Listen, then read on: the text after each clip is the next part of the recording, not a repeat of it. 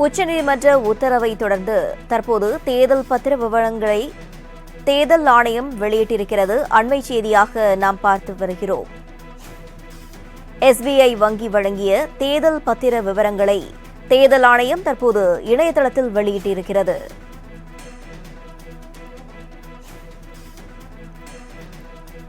உச்சநீதிமன்ற உத்தரவை தொடர்ந்து தேர்தல் பத்திர விவரங்களை தேர்தல் ஆணையம் வெளியிட்டிருக்கிறது. அதனை அண்மை செய்தியாக நாம் பார்த்து வருகிறோம்.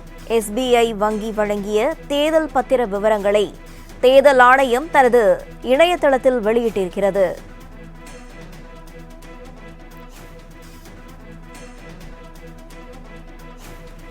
உச்சநீதிமன்ற உத்தரவை தொடர்ந்து தற்போது தேர்தல் பத்திர விவரங்களை SBI வங்கி தனது இணையதளத்தில் வெளியிட்டிருக்கிறது. தேர்தல் ஆணையமானது தனது இணையதள பக்கத்தில் வெளியிட்டிருக்கிறது. அதனை அண்மை செய்தியாக பார்க்கிறோம். மேலும் இது குறித்தான கூடுதல் விவரங்களை செய்தியாளர் மணிகண்டன் வழங்க கேட்கலாம். வணக்கம் மணிகண்டன், விவரங்களை பதிவு பண்ணலாம். உச்சநீதிமன்றத்தை பொறுத்தவரையில இந்த தேர்தல் பத்திரங்களின் மூலமாக கட்சிகள் பெற்றிருக்கக்கூடிய நன்கொடை விவரங்களை SBI நேற்று மாலைக்குள்ள தாக்கல் செய்ய வேண்டும் என்பது உத்தரவாக பிறப்பிக்கப்பட்டிருந்தது.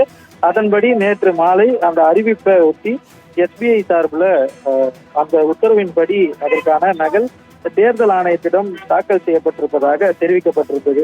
இந்த சூழ்நிலையில இது பொது வெளியில எப்போது வெளியிடும் என்பதை தேர்தல் ஆணையம் முடிவு செய்யும் என ஏற்கனவே தெரிவித்திருந்த நிலையில அந்த தேர்தல் பத்திரங்கள் குறித்த விவரங்களை முழுமையாக எலெக்ஷன் கமிஷனின் ECI.gov.in என்ற இணையதளத்துல முழுமையாக வெளியிட்டிருக்கிறது தேர்தல் ஆணையம். முழுமையாக SBI இந்திய தலைமை தேர்தல் ஆணையத்திற்கு வழங்கிய தேர்தல் பத்திர விவரங்களை தேர்தல் ஆணைய பொது வெளியில அதிகாரப்பூர்வமாக வெளியிட்டிருக்கிறது. மேலும் ECI.gov.in என்ற இணையதளத்திற்குள் சென்று கேண்டிடேட்/பொலிட்டிக்கல் பார்ட்டி என்ற பிரிவுக்குள் சென்றால் பொதுமக்கள் அனைவருமே நேரடியாக இந்த விவரங்களை தெரிந்து கொள்வதற்கு ஏதுவாக தற்போதைக்கு தேர்தல் பத்திரங்கள் வெளியிடப்பட்டிருக்கிறது.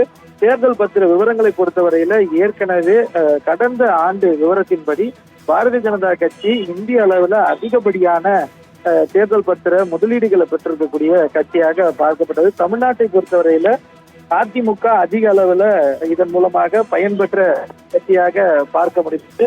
இந்த நிலையில தற்போதைக்கு ஒட்டுமொத்த இந்தியாவில் இருக்கக்கூடிய பொதுமக்களின் பொது வெளியில இந்த தேர்தல் பத்திர என்பது வெளியிடப்பட்டிருக்கிறது. தேர்தல் பத்திரம் என்பது பாரதிய ஜனதா கட்சியின் மூலமாக வெளிக்கொண்டு வந்த ஒரு முக்கியமான அறிவிப்புகள்ல ஒன்றாக இருந்தது. இந்த அறிவிப்பை வெளியிட்டதற்கு பிறகு தனிநபர்களுக்கு நன்கொடை செலுத்த விரும்பும் எந்த ஒரு இந்திய குடிமகளோ அல்லது இந்தியாவில் இணைக்கப்பட்ட நிறுவனமோ SBI வங்கியின் கிளைகளின் மூலமாக ஒரு உறுதிமொழி ப்ராமிசரி நோட் எனப்படக்கூடிய ஒரு உறுதிமொழி பத்திரம் மூலமாக வாங்கி அதன் மூலமாக அந்த கட்சிகளுக்கு டொனேஷன் என்பதை அந்த பத்திரங்கள் மூலமாக அனுப்பலாம் என்பதுதான் அறிவிப்பாக இருந்தது.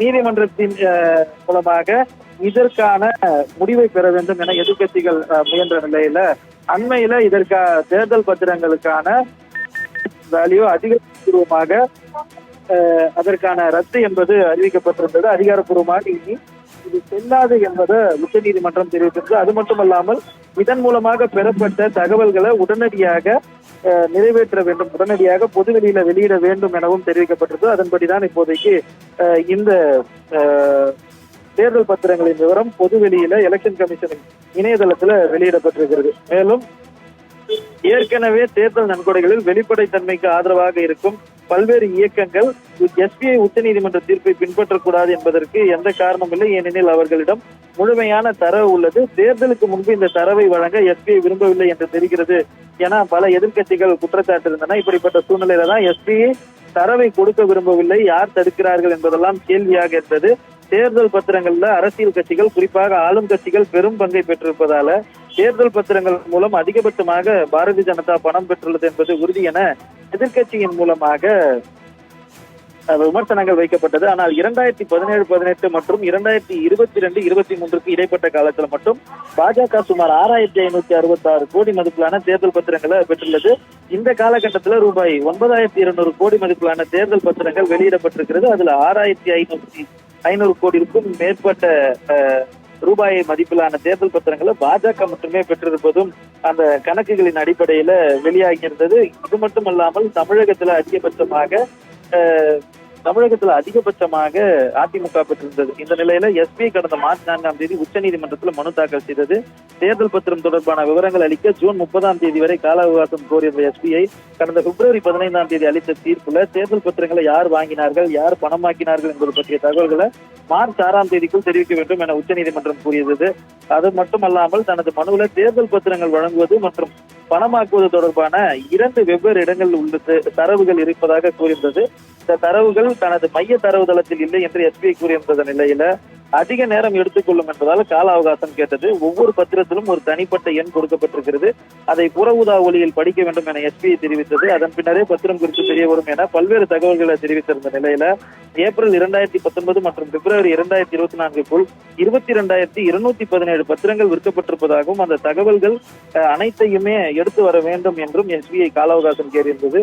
ஆனால் இது அனைத்திற்குமே முற்றுப்புள்ளி வைத்து உடனடியாக ஏப்ரல் 12, 2019 அன்று வழங்கப்பட்ட உத்தரவில் ஒவ்வொரு தேர்தல் பத்திரத்திற்கும் நன்கொடை வைப்போர் குறித்த விவரங்களை தேர்தல் ஆணையத்திடம் அரசியல் கட்சிகள் தெரிவிக்க வேண்டும் என நீதிமன்றம் உத்தரவிட்டிருந்தது. இது தவிர மார்ச் 12ஆம் தேதிக்குள் தகவல்களை சமர்ப்பிக்கவிட்டால், அதாவது நேற்றைய முன்தினத்திற்குள் சமர்ப்பிக்காது விட்டால் வேண்டுமென்றே உத்தரவை மீறுவதாக கருதி எஸ்பிஐ மீது நீதிமன்ற அவமதிப்பு நடவடிக்கை எடுக்கப்படும் என நீதிமன்றம் எஸ்பிஐ தலைவரிடம் தெரிவித்திருந்தது. இதன் அடிப்படையில் இந்த கடந்த 26 நாட்கள்ல இந்த தகவல்களை இணைப்பது தொடர்பாக எவ்வளவு வேலை செய்தீர்கள், இவை எல்லாத்தையும் விசாரித்து நேற்றைய தினம் அதற்கான அனைத்துமே சமர்ப்பிக்கப்பட்டிருந்தது.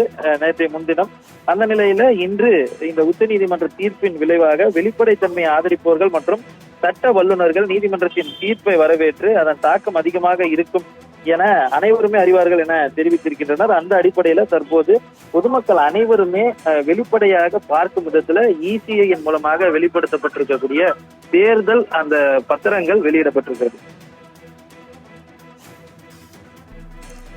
விவரங்களுக்கு நன்றி மணிகண்டன்.